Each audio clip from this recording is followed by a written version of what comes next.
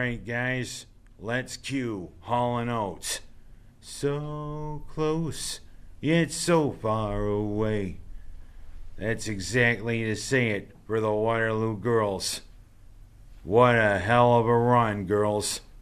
Yeah, I boldly predicted when the season began that I thought you ladies could win the state championship. Just that much. That's what I have to say about it. You ladies were the bomb. You ladies were the epitome of teamwork, the epitome of class. And I mean, you almost made my prediction come true. I thought you girls had it, but Schalmont wanted it more. Yeah, and I just want to say a few things about that school. Unique location, right where I-88, I-90, and New York 7 come together. I-88 on its lonely journey down through the Catskill foothills down to Binghamton. Well, Schalmont wanted it more, and in ways, this finals game was kind of a home game if you ask me. Schalmont's only like 20 miles from Troy, so I mean it could almost be a semi-home game. That's why the crowd seemed more Schalmont than Waterloo. But you know what? It was a heavyweight bout. And I mean, Schalmont did go out to a few pretty good leads, but Waterloo fought back. It was almost like Muhammad Ali and Joe Frazier in their prime. And I'm trying to figure out who is who. But I mean, I'm not going to say anything, of course. If I wanted to make Waterloo like Muhammad Ali, everybody talk about Schalmont, they want to talk about Schalmont. Yeah, well, you know what? Giovanna White Principio, what a way to close your career. 24 points. And I mean, Macy Carr, another great way to close your career. But you know what? A championship would have been much sweeter. And I mean, Morgan Caraballo, she had the chance to tie it, but it came off the front of the rim. Nice floater, but just shy. But you know what? You got nothing to sneeze about, Waterloo. Don't be ashamed.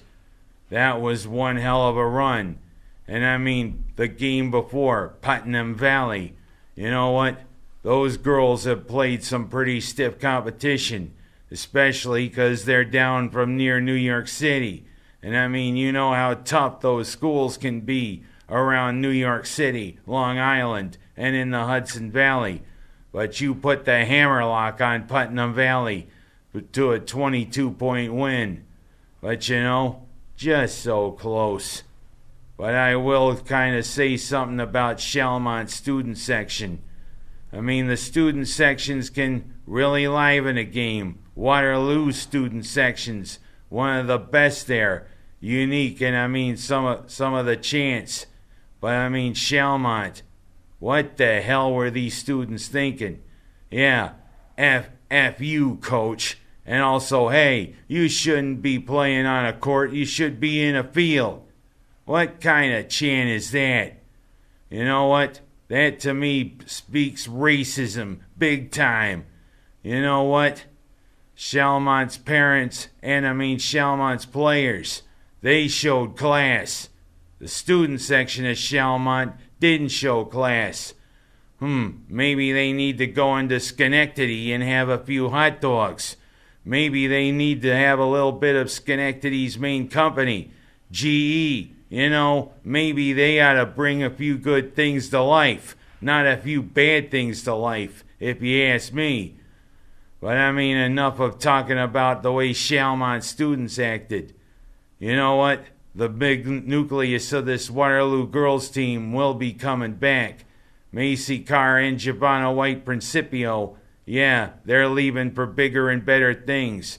And hopefully pretty good colleges too. But I mean, Morgan Caraballo, Jasmine Lewis, and the rest of them, especially that 8th grade firebrand of the team, Addison Bree.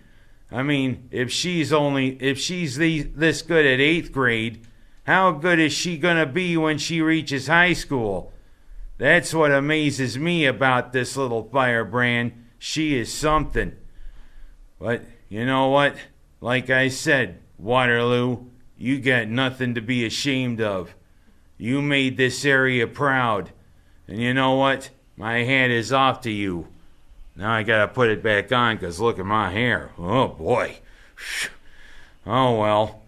But like I said, we'll see you next year, Waterloo. Now I'm gonna go on to another story that's captivated people around here. Buffalo signing of Von Miller, one of the premier pass rushers in the NFL. Yeah, I mean, it was a pretty good contract, and he'll be 38, 39 years old when the contract's up. You gotta wonder whether he's still gonna be at his peak then. But that's a lot of money, and of course, you know how savvy Bean can be. Bean had kind of maybe hinted that maybe they were gonna make a splash. They did make a splash.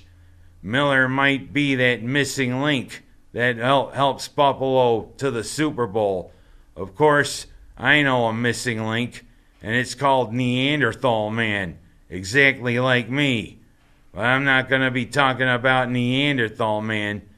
Like I said, getting Von Miller was pretty big. And of course, they addressed the backup quarterback too, getting Case Keenum from the Browns.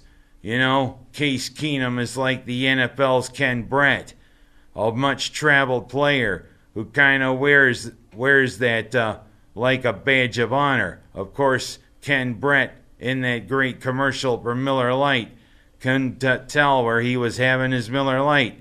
And when he said, Utica? Yeah, he manages to get a managing job for the Utica Blue Sox. Pretty good deal. But you gotta wonder with Case Keenum. Yeah, he's in his, I think, 8th different team in his NFL career. He's a capable backup. But you know, if he goes to a Buffalo bar, orders a Miller Lite, and then when the bartender says, hey, this ain't Buffalo, this ain't Houston, is Keenum gonna go, Utica? Well, you know what? Utica doesn't have a football team. Maybe high school football, but no pro football, if you ask me. And also, Matt Barkley rejoining the Bills. Yeah, he's going to be the backup. But you know what? He was pretty capable. But I digress. Von Miller might be that missing link, if you know what I mean. And to close out this show, congratulations to both Jimmy and Buddy Boeheim. They've signed contracts with an agency for agents, which officially ends their Syracuse career. And you know what? Like I said, it's going to be a season of uncertainty for the Orange. You got to wonder whether the basketball team, with their big incoming recruiting class, is going to be able to get back there to the postseason. As I will tell you, it's been kind of a lonely NCAA tournament without the Orange. But it's been a pretty good NCAA tournament, pretty good NIT tournament, especially with St. Bonaventure moving to the quarterfinals. And I mean, who'd have thunk if Syracuse could have been in the NIT with a better run in the ACC tournament, maybe the Bonnies and the Orange could have been meeting. That would have been a battle. It always is a battle with those Catholics from Cattaraugus County. And that's how I'm going to end this season. You know what? I dedicated this season to Jamie Mitchell. He was one of my best friends growing up, and he was a huge fan of this show. And you know what, Jamie? I'm going to think long and hard about maybe season 15, if you know what I mean. We'll see ya. Have a good summer. I'll see you later, fans.